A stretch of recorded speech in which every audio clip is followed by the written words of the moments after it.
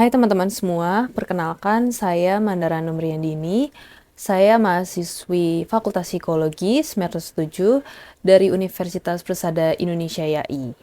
Dan pada kali ini saya akan mempresentasikan kepada teman-teman semua mengenai pengaruh penggunaan artificial intelligence atau AI pada siswa ditinjau dari perspektif intervensi psikologi dalam pendidikan. Mungkin dari teman-teman sekalian sudah tidak asing lagi dengan yang namanya AI. Kita pun juga sudah mengetahui bahwa AI sendiri pun banyak sekali digunakan oleh masyarakat Indonesia, terutama di bidang pendidikan. Dan saya sebagai mahasiswi pun juga merasakan akan peran AI ini sendiri. Dan kita pun juga sudah mengetahui banyak berbagai macam dari AI seperti ChatGPT, Perplexity, atau Gemini, dan masih banyak lainnya. Dan teman-teman sendiri pun sudah tahu belum sih apa definisi dari AI atau Artificial Intelligence itu sendiri? Menurut John McCarthy, Artificial Intelligence merupakan suatu ilmu dan teknik dalam menciptakan mesin yang bersifat cerdas, terutama dalam menciptakan program atau aplikasi komputer cerdas. Artificial Intelligence adalah suatu langkah untuk menciptakan komputer, robot, aplikasi, atau program yang bekerja secara cerdas layaknya seperti manusia. Namun ada tokoh lain yang mengartikan, yaitu Simon. Simon mengartikan artificial intelligence sendiri atau AI atau kecerdasan buatan merupakan suatu pelajaran agar komputer melakukan hal yang lebih baik dari yang dilakukan manusia. Lalu selanjutnya ada dari Knight and Rich. Mereka mengartikan bahwa kecerdasan buatan adalah suatu bagian dari computer science yang dapat memahami tentang upaya untuk menciptakan sebuah komputer seperti yang dapat dilakukan manusia, bahkan lebih daripada itu. Dan dari sini kita dapat menyimpulkan bahwa AI didefinisikan sebagai sistem teknologi yang mampu melakukan tugas-tugas yang biasanya membutuhkan kecerdasan manusia, seperti mengenali pola, memecahkan masalah, membuat keputusan, serta belajar dari pengalaman sebelumnya. Dan dalam konteks pendidikan, AI telah menjadi instrumen strategis yang berperan dalam meningkatkan kualitas pembelajaran melalui personalisasi, efisiensi evaluasi, serta penguatan keterampilan abad ke-21 siswa. Dalam praktiknya, AI telah digunakan dalam berbagai bentuk juga, seperti chatbot, learning management system berbasis AI, asisten virtual, serta sistem evaluasi otomatis. Dan melalui pendekatan ini juga, AI memberikan banyak keuntungan, seperti kemampuan memberikan umpan balik yang instan, lalu mendeteksi kesulitan belajar secara cepat, hingga menciptakan lingkungan belajar yang lebih menarik dan interaktif. Dan di Indonesia sendiri, pemanfaatan kecerdasan AI ini terus mengalami perkembangan yang pesat, terutama sebagai respon terhadap kebutuhan pembelajaran yang lebih adaptif dan personal. Dan AI sendiri ini juga dimanfaatkan dalam berbagai bentuk, seperti sistem pembelajaran yang berbasis personalisasi, umpan balik real time, tutor virtual, hingga pengajaran interaktif yang secara signifikan mampu meningkatkan kualitas proses belajar mengajar serta keterlibatan siswa. Selanjutnya yakni mengenai teori psikologi yang relevan dengan pendidikan. Yang pertama yakni teori belajar behavioristik. Seperti kita tahu, teori belajar behavioristik ini merupakan salah satu teori utama dalam psikologi pendidikan, yang mana teori ini menekankan peran lingkungan eksternal dalam membentuk perilaku individu.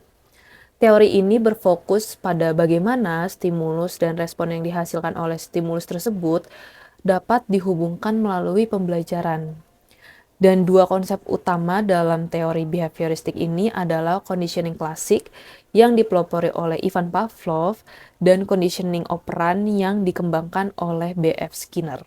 Untuk teori conditioning klasik yang dipelopori oleh Pavlov, teori ini dapat diimplikasikan dalam pembelajaran, di antaranya yakni pembentukan kebiasaan, di mana conditioning klasik ini dapat digunakan untuk membentuk kebiasaan dalam pengajaran.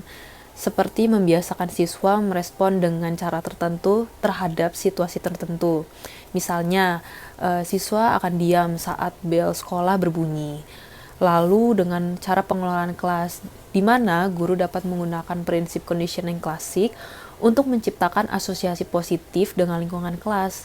Misalnya, memulai kelas dengan aktivitas yang menyenangkan dapat membuat siswa itu sendiri merasa lebih tertarik dan siap untuk mulai pembelajaran.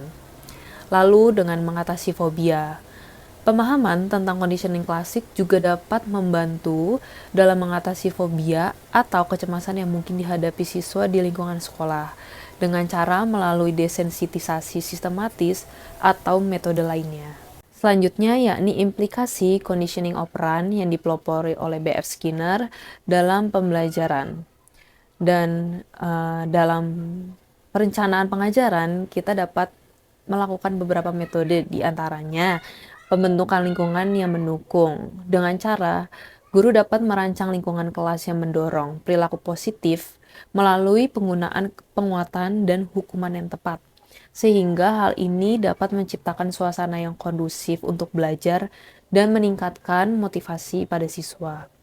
Lalu dengan penggunaan asosiasi, di mana dengan menggunakan asosiasi positif dalam pengajaran, seperti misalnya memulai pelajaran dengan aktivitas yang menyenangkan, ini dapat membantu siswa untuk mengembangkan sikap positif terhadap belajar.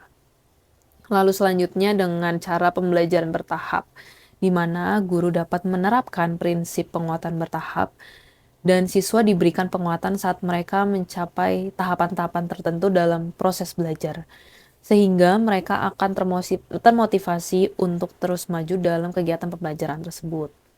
Lalu dalam strategi pengajaran ada beberapa hal yang dapat kita lakukan, di antaranya dengan pembelajaran berbasis penguatan, yakni mengintegrasikan penguatan dalam strategi pengajaran.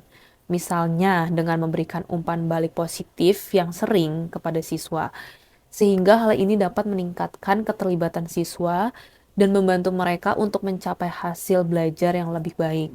Lalu kita juga dapat melakukan dengan cara penekanan pada repetisi dan praktik.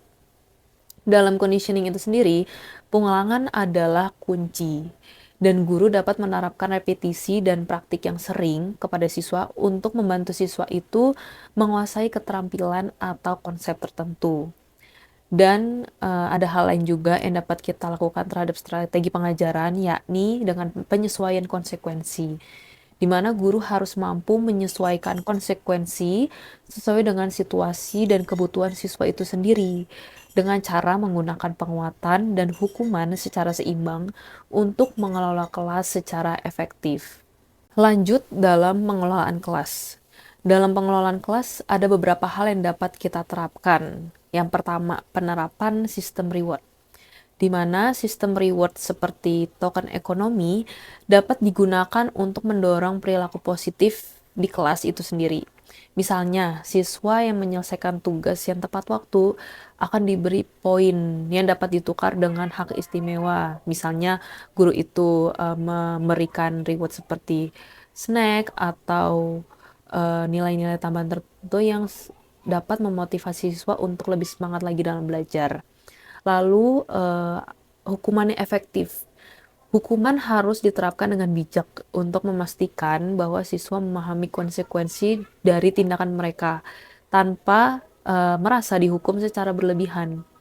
Yang mana jika kita memberi hukuman secara berlebihan dapat memberikan dampak yang negatif pada motivasi siswa itu sendiri, dan sikap mereka terhadap belajar pun juga akan memburuk. Selanjutnya, kita juga dapat menerapkan penanaman disiplin diri. Dengan menggunakan penguatan positif, guru dapat membantu siswa untuk mengembangkan disiplin diri, sehingga mereka tidak hanya bertindak baik karena konsekuensi eksternal, tetapi juga karena pemahaman internal tentang pentingnya perilaku baik tersebut. Teori selanjutnya yakni teori belajar kognitif. Teori belajar kognitif ini menekankan peran penting proses mental dalam pembelajaran, seperti berpikir, memahami, mengingat, dan menyelesaikan masalah. Berbeda dengan pendekatan behavioristik yang mana lebih fokus pada stimulus respons. Teori kognitif ini meneliti bagaimana informasi diproses, disimpan, dan diintegrasikan dalam pikiran manusia itu sendiri. Dua teori utama dalam belajar kognitif yang sangat berpengaruh dalam psikologi pendidikan, yakni ada teori Piaget tentang perkembangan kognitif dan teori Vygotsky tentang zona perkembangan proksimal. Selanjutnya, yakni implikasi teori Piaget tentang perkembangan kognitif dalam pendidikan. Yang pertama, ini pengajaran yang sesuai tahap, di mana dalam hal ini pengajaran harus disesuaikan dengan tahap perkembangan kognitif siswa itu sendiri. Misalnya, konsep abstrak sebaiknya tidak diajarkan kepada anak-anak yang masih berada dalam tahap praoperasional, karena pada dasarnya mereka belum mampu untuk memahami hal tersebut. Lalu selanjutnya yakni dengan pembelajaran aktif, di mana menurut Piaget sendiri, anak-anak akan belajar dengan lebih baik ketika mereka aktif terlibat dalam proses pembelajaran tersebut. Dan guru pun juga sebaiknya menyediakan aktivitas yang memungkinkan siswa tersebut untuk mengeksplorasi atau mungkin bereksperimen dan dapat membangun pengetahuan mereka sendiri. Lalu, selanjutnya penekanan pada proses, bukan hanya pada hasil. Piaget sendiri menekankan pentingnya memahami proses berpikir anak, bukan hanya hasil akhir dari tugas yang diberikan saja. Ini berarti guru harus fokus pada bagaimana siswa mencapai pemahaman itu sendiri, bukan hanya pada jawaban dari anak itu benar atau salah. Selanjutnya yakni implikasi teori Vygotsky tentang zona perkembangan proksimal atau ZPD. Dan ada beberapa hal diantaranya yakni pertama, pengajaran yang berfokus pada ZPD, di mana guru sebaiknya merancang kegiatan pembelajaran yang menantang, tetapi masih dapat dicapai oleh siswa itu sendiri dengan bantuan yang tepat. Karena hal ini akan membantu siswa untuk mencapai perkembangan yang optimal dalam kemampuan kognitif mereka sendiri. Lalu kedua, dengan penggunaan dukungan, di mana guru harus menyediakan dukungan yang tepat bagi siswa dalam proses pembelajaran, yang kemudian secara bertahap dikurangi saat siswa ini sudah mulai menunjukkan kemampuan untuk menyelesaikan tugasnya secara mandiri. Dan terakhir dengan kolaborasi dan pembelajaran sosial. Dalam hal ini Vygotsky menekankan akan pentingnya kolaborasi antara siswa dalam proses pembelajaran. Guru dapat menggunakan metode pembelajaran kooperatif di mana siswa bekerja sama dalam sebuah kelompok, dan hal ini untuk memaksimalkan interaksi sosial dan belajar dari satu siswa dengan siswa lainnya. Lalu selanjutnya ada teori belajar sosial. Teori belajar sosial sendiri merupakan salah satu teori penting dalam psikologi pendidikan yang dikembangkan oleh Albert Bandura. Teori ini menekankan pentingnya pengamatan, imitasi, dan model dalam proses pembelajaran. Bandura berargumen bahwa individu dapat belajar tidak hanya melalui pengalaman langsung, tetapi juga melalui pengamatan terhadap perilaku orang lain dan konsekuensi dari perilaku tersebut. Dan aplikasi teori pembelajaran sosial dalam lingkungan kelas ada beberapa hal, diantaranya pertama peran guru sebagai model. Dan hal-hal yang dapat diterapkan ya ini pertama guru sebagai teladan. Jadi guru memainkan peran penting sebagai model bagi siswa di kelas itu sendiri. Siswa akan sering mengamati perilaku guru, termasuk cara berkomunikasi, menangani konflik, dan menunjukkan etika kerja. Oleh karena itu, penting bagi guru untuk menunjukkan perilaku yang positif dan dapat ditiru oleh siswa itu sendiri. Yang kedua yakni modeling dalam pengajaran. Guru dapat menggunakan teknik modeling untuk mengajarkan keterampilan baru. Misalnya dalam pembelajaran matematika, guru dapat memodelkan langkah-langkah penyelesaian masalah dan mendorong siswa tersebut untuk mengikuti langkah-langkah tersebut. Lalu selanjutnya yakni penggunaan pembelajaran kooperatif dengan cara pertama belajar dari sebaya. Teori Bandura juga mendukung penggunaan pembelajaran kooperatif di mana siswa bekerja dalam kelompok dan belajar dari satu siswa dengan satu siswa lainnya. Dan dalam pengaturan ini, siswa dapat mengamati dan meniru perilaku positif dari teman sebayanya. seperti teknik belajarnya, cara menyelesaikan tugas, dan keterampilan sosial itu sendiri. Lalu dengan mentoring dan peer modeling. Dalam pembelajaran kooperatif, siswa yang lebih berpengalaman atau lebih maju dapat berperan sebagai mentor atau model untuk siswa lainnya. Dan hal ini dapat membantu siswa yang mungkin kurang percaya diri atau mengalami kesulitan dapat memahami materi itu dengan lebih mudah. Lalu selanjutnya dengan pembelajaran melalui media. Dan beberapa hal yang dapat dilakukan diantaranya yakni dengan media sebagai sumber model. Misalnya media seperti video pendidikan atau aplikasi interaktif dan simulasi, ini dapat digunakan untuk menyajikan model yang relevan bagi siswa. Misalnya video yang menunjukkan eksperimen ilmiah atau simulasi yang dapat memberikan model yang jelas tentang suatu konsep atau keterampilan tertentu kepada siswa. Lalu hal lain yang dapat dilakukan yakni dengan penggunaan vicarious reinforcement. Melalui media, siswa dapat mengamati model yang menerima penguatan positif untuk perilaku tertentu, yang mana dapat memotivasi mereka untuk meniru perilaku tersebut. Misalnya dengan menonton video yang menampilkan penghargaan untuk perilaku prososial, yang mana dapat mendorong siswa ini untuk meniru perilaku tersebut di kelas. Yang terakhir yakni dengan mengembangkan self-efficacy pada siswa. Dengan cara pertama, memahami pentingnya akan self-efficacy itu sendiri.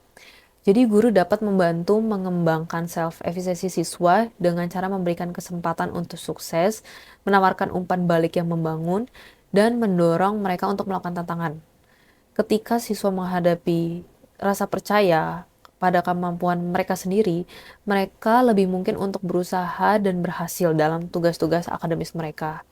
Lalu dengan penguatan diri, di mana guru dapat mengajarkan kepada siswa untuk menggunakan self-reinforcement dengan cara mengenali dan merayakan kemajuan mereka sendiri.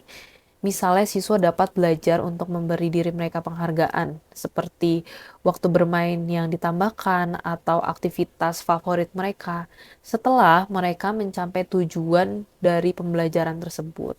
Teori selanjutnya yakni teori kecerdasan multiple. Teori kecerdasan majemuk atau multiple intelligences yang dikembangkan oleh Howard Gardner pada tahun 1983 menawarkan perspektif yang berbeda dari pandangan tradisional tentang kecerdasan. Alih-alih melihat kecerdasan sebagai kemampuan tunggal yang dapat diukur dengan tes IQ standar, Gardner mengidentifikasi beberapa jenis kecerdasan yang berdiri sendiri namun saling terkait. Setiap jenis kecerdasan ini menggambarkan cara seseorang memproses informasi dan menyelesaikan masalah dalam bidang tertentu. Selanjutnya yakni implementasi teori kecerdasan multiple dalam desain kurikulum. Yang pertama yakni desain kurikulum yang beragam dan berpusat pada siswa. Di mana dalam hal ini ada beberapa hal yang dapat diterapkan yakni dengan kurikulum diferensiasi. Implementasi teori kecerdasan majemuk dalam kurikulum berarti menyediakan pengalaman belajar yang beragam yang sesuai dengan berbagai jenis kecerdasan. Dan hal ini memungkinkan setiap siswa untuk belajar dengan cara yang paling sesuai dengan kekuatan mereka, alih-alih mengandalkan metode pengajaran satu ukuran untuk semua siswa.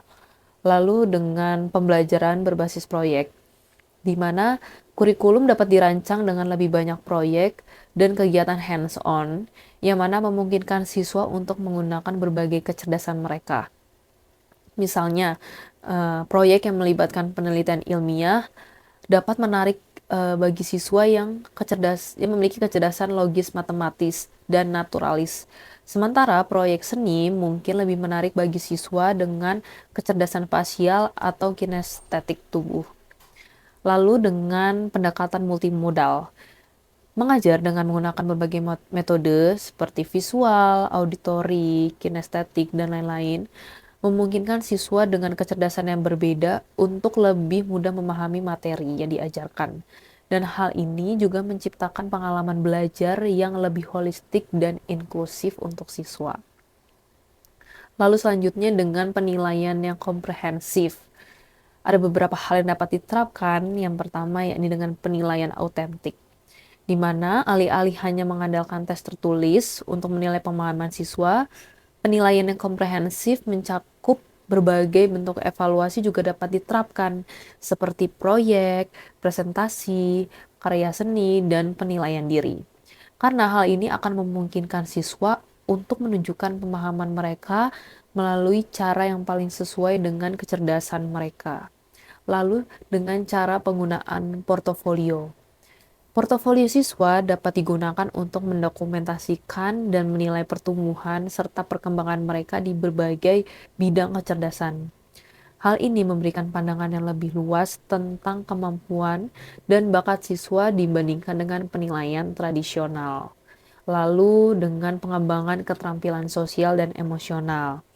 Dan ada beberapa cara yang dapat dilakukan. Yang pertama dengan fokus pada kecerdasan interpersonal dan intrapersonal, di mana kurikulum yang menerapkan teori kecerdasan majemuk juga akan memberikan perhatian khusus pada pengembangan keterampilan sosial dan emosional. Hal ini bisa melibatkan pelajaran tentang kesadaran diri, empati, manajemen konflik, dan kerja sama tim. Lalu selanjutnya dengan menerapkan pembelajaran kolaboratif.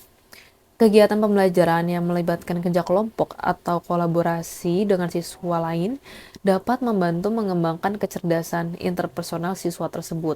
Sementara refleksi diri dan kegiatan meditasi dapat mendukung kecerdasan intrapersonal dari siswa tersebut. Lalu yang terakhir, lingkungan belajar yang mendukung. Ada beberapa hal yang dapat diterapkan, diantaranya yakni dengan penyediaan sumber daya yang beragam. Lingkungan belajar yang mendukung teori kecerdasan majemuk akan dilengkapi dengan berbagai sumber daya, seperti buku, alat musik, bahan seni, perangkat teknologi, dan ruang luar yang dapat digunakan untuk belajar. Karena hal ini akan memberikan siswa kesempatan untuk mengeksplorasi berbagai jenis kecerdasan mereka. Lalu, dengan ruang belajar yang fleksibel.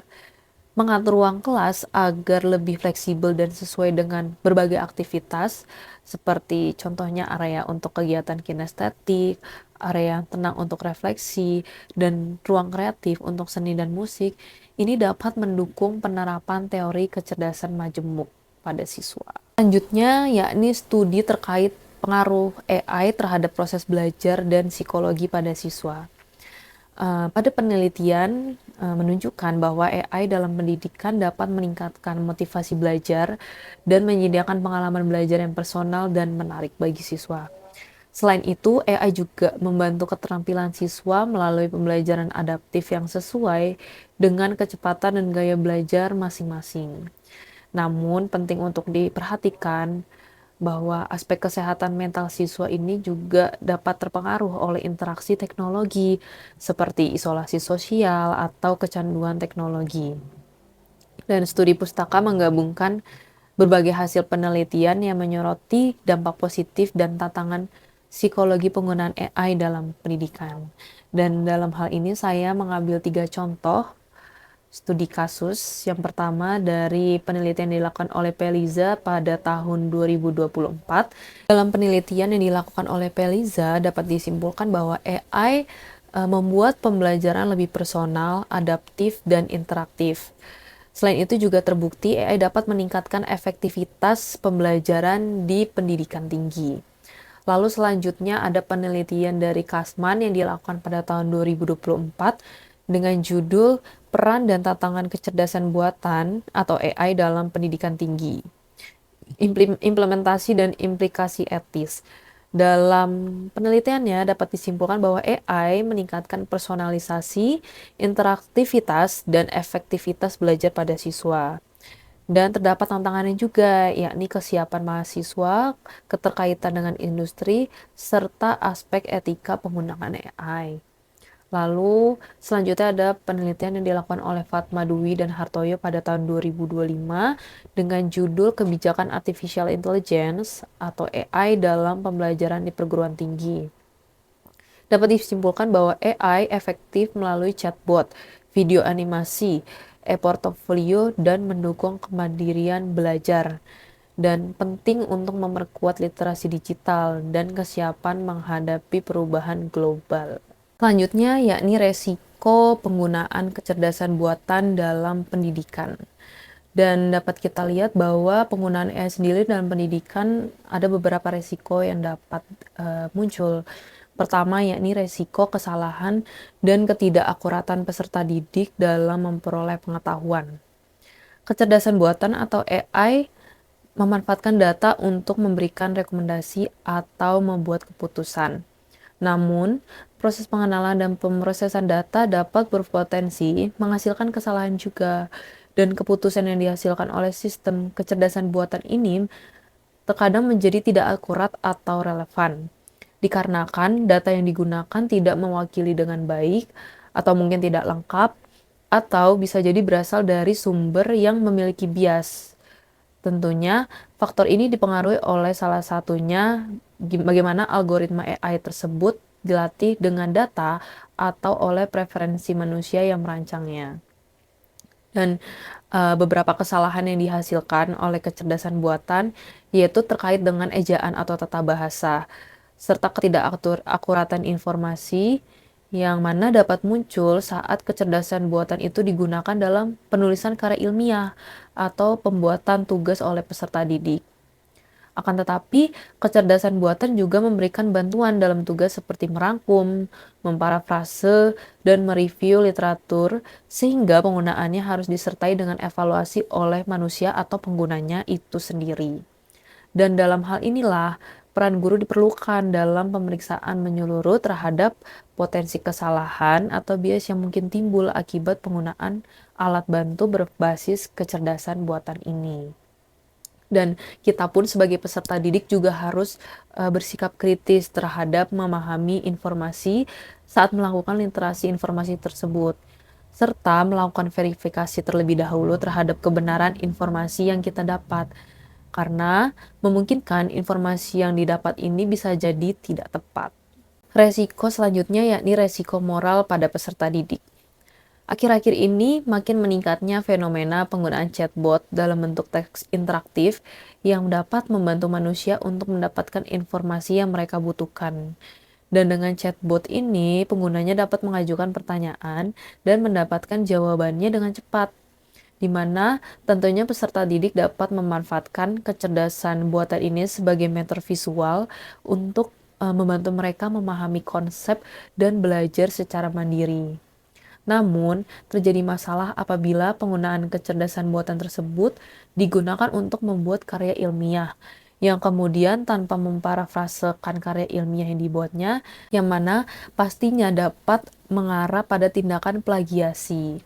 Plagiarisme sendiri adalah pengambilan karangan atau pendapat dan sebagainya milik orang lain, yang mana kemudian menjadikannya seolah-olah karangan itu merupakan pendapat dari penyusun karya ilmiah itu sendiri.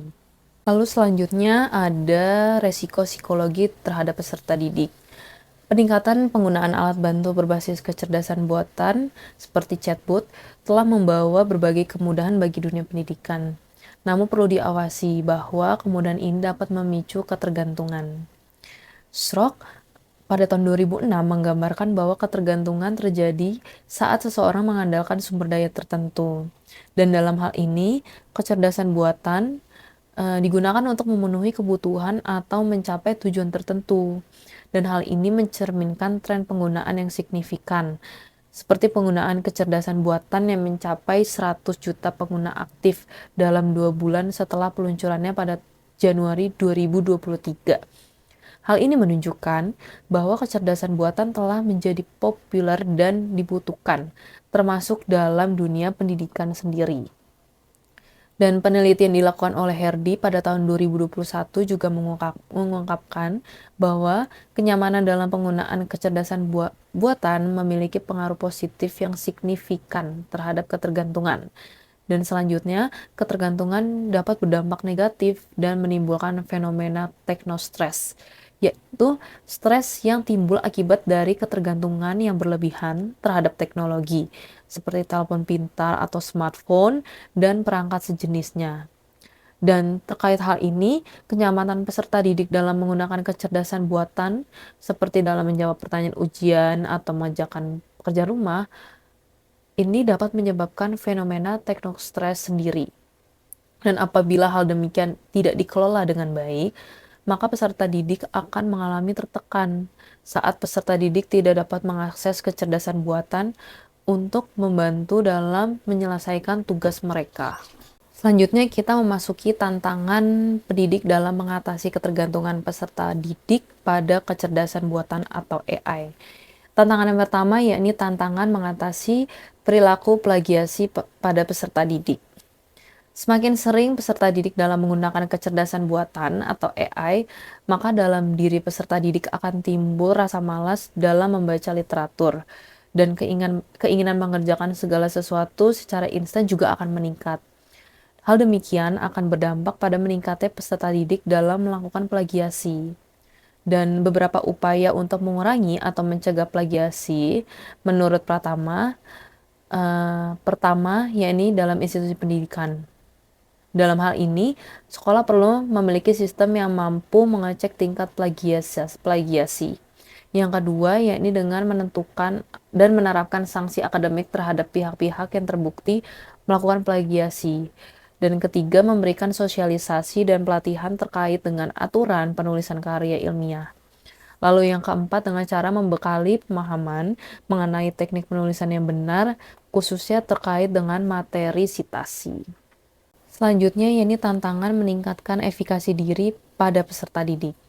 Efikasi diri pada peserta didik perlu ditingkatkan, yaitu keyakinan peserta didik akan kemampuan diri sendiri dalam menyelesaikan tugas tanpa bantuan kecerdasan buatan atau AI. Bandura dan Skutak mengidentifikasi beberapa faktor yang dapat mempengaruhi efikasi diri. Pertama, yakni pengalaman keberhasilan. Dalam hal ini, guru hendaknya memberikan tugas yang relatif mudah, sehingga peserta didik dapat merasakan kemampuan dalam diri mereka dalam menyelesaikan tugas mereka secara mandiri. Lalu kedua, pemodelan sosial, yang mana dalam hal ini, guru dapat memberikan pengakuan kepada peserta didik yang berhasil bekerja mandiri, sehingga mereka akan menjadi contoh bagi peserta didik lainnya. Ketiga, dengan adanya dorongan dari individu lain. Dalam hal ini, guru menginstruksikan tugas kelompok kepada peserta didik, serta memungkinkan para peserta didik untuk berkolaborasi dan memberikan dukungan satu sama lain untuk menyelesaikan pekerjaan bersama. Dan yang keempat, dengan kondisi emosional. Dalam hal ini, lingkungan kelas harus disusun dengan teliti untuk menciptakan kenyamanan bagi peserta didik dan metode pembelajaran yang inovatif serta menarik, sehingga hal ini dapat memperkuat keyakinan peserta didik akan kemampuan dirinya sendiri. Selanjutnya yakni peluang kecerdasan buatan dalam kegiatan pembelajaran peserta didik dan pendidik. Yang pertama ada pembelajaran adaptif. Sistem pembelajaran adaptif memiliki kemampuan untuk merancang rencana pembelajaran yang disesuaikan dengan kebutuhan dan tingkat pemahaman individu dari peserta didik. Materi pembelajaran dan tingkat kesulitannya pun juga dapat disesuaikan secara otomatis berdasarkan perkembangan belajar dari peserta didik itu sendiri. Sebagai contoh, platform pembelajaran bahasa berbasis web interaktif seperti Duolingo. Duolingo ini menggunakan teknologi kecerdasan buatan untuk menyesuaikan konten pembelajaran dan latihannya sesuai dengan kemampuan bahasa masing-masing dari penggunanya. Lalu dengan pembelajaran berbasis permainan. AI dapat digunakan untuk menciptakan pengalaman pembelajaran berbasis permainan atau games, yang mana hal ini lebih menarik dan interaktif untuk siswa. Dengan menganalisis tingkah laku dan perkembangan peserta didik selama mereka bermain game pembelajaran ini, AI dapat menyesuaikan tingkat kesulitan dan tantangan agar sesuai dengan kemampuan dari peserta didik itu sendiri. Sebagai contoh, misalnya dengan Kahoot. Kahoot ini platform pembelajaran interaktif berbasis permainan, yang mana menyajikan pertanyaan dan pilihan jawaban yang disesuaikan dengan kemampuan dari para siswa tersebut. Yang terakhir yakni dengan evaluasi, yakni memberikan umpan balik terhadap hasil pekerjaan peserta didik. Hal ini memberikan keuntungan signifikan dalam menghemat waktu pendidik, sehingga peserta didik dapat segera mengetahui hasil evaluasi mereka. Sebagai contoh, Coursera, sebuah platform pembelajaran daring yang mana memanfaatkan sistem evaluasi otomatis berbasis AI dalam menilai pekerjaan peserta didik untuk beberapa kursus pemrograman. Sekian presentasi yang dapat saya sampaikan. Terima kasih. Wassalamualaikum warahmatullahi wabarakatuh.